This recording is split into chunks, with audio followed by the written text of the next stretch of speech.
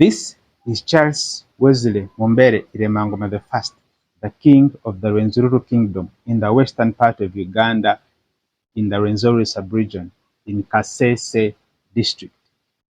This is the king with the most interesting story. Please listen. His story dates way back in 1953. His father was called Muzei Isaya Mukirani. Muzei Isaya Mukirani was the leader of the Rwenzururu movement, a political and armed succession movement against the Toro Kingdom. Muzei Mukirani, together with other Bamba Babwisi members of parliament in the Toro Kingdom, joined together and formed a succession movement against the then Toro Kingdom. Their idea was that the Toro Kingdom had colonized them and it was time for them to leave. In 1962, Muzei Mukirani officially declared the Rwenzururu Kingdom, and his subjects recognized him as the first king. On the 19th of October 1966, at only the age of 13, Charles Wesley Mumbere took over the leadership of the movement immediately after the death of his father, Muzei Mukirani.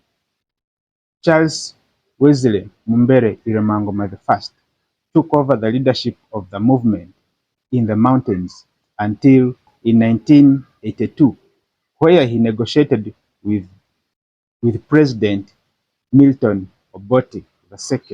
In their agreement, Wesley Charles Mumbere agreed to lay down his tools against the government and talk peace.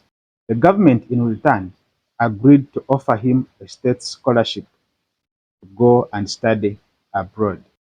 At the age of 30 in 1984, Charles Wesley Mumbere officially set off to the United States for the state-sponsored scholarship.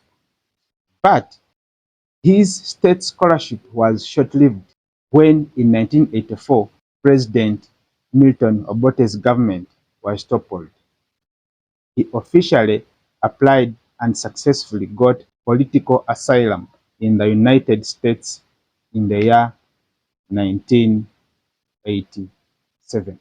When he could no longer receive state funds in the United States, he trained as a nurse's aide, where he worked in very many states, including Pennsylvania, where he worked in very many nurses' homes there in order to sustain himself. In all these struggles, he never mentioned at any one point that he was actually a king in Africa. In 2005, following negotiations with the government of President Yoweri Kaguta Museveni, the Rwenzururu Kingdom was officially recognized as a cultural institution according to the Ugandan laws.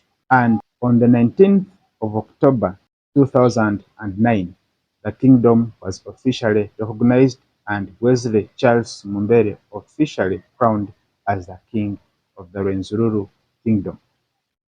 I want you to pay attention to the dates.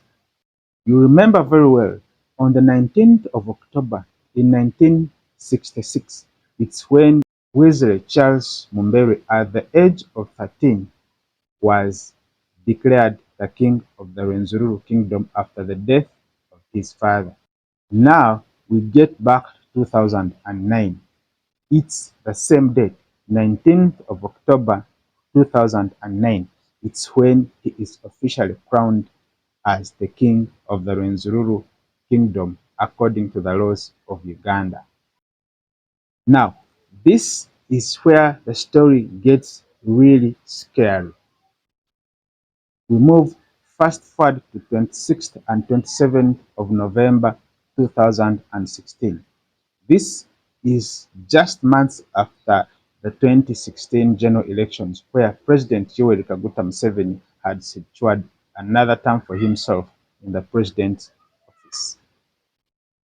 On the 26th of November 2016, very many attacks against government installations are orchestrated within the Rwenzururu sub-region.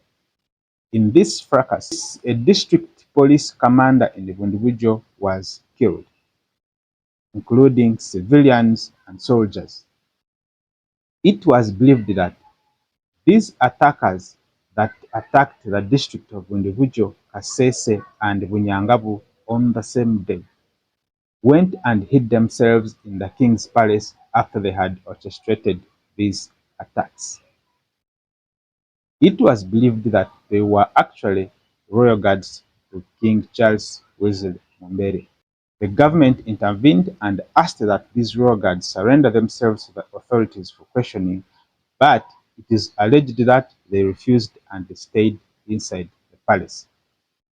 On the 27th of November 2016, the government attacked the palace and torched it down.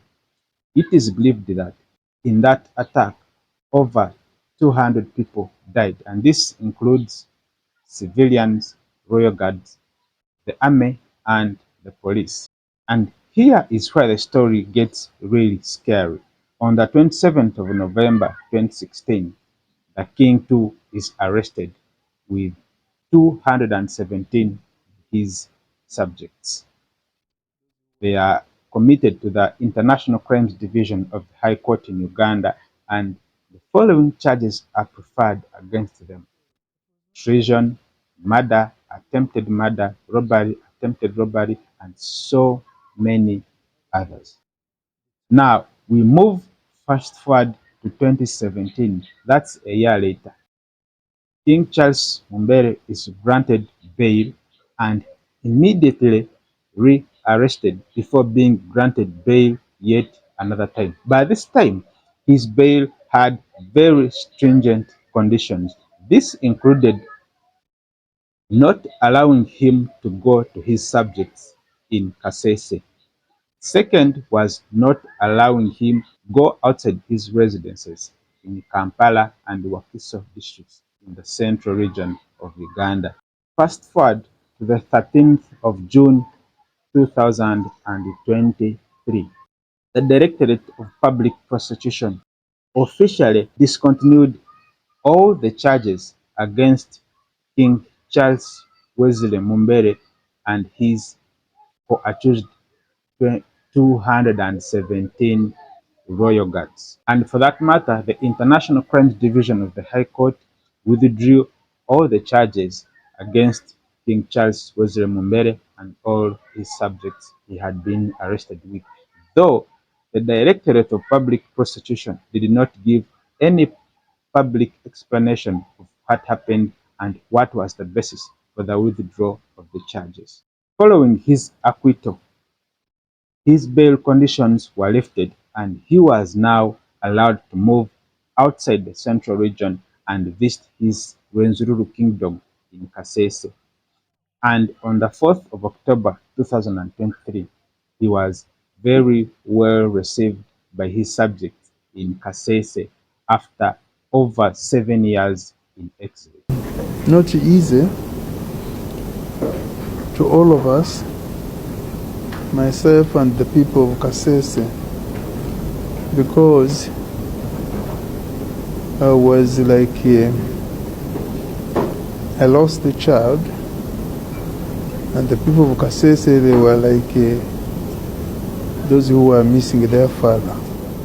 And if you can remember also the terrible situation when the government forces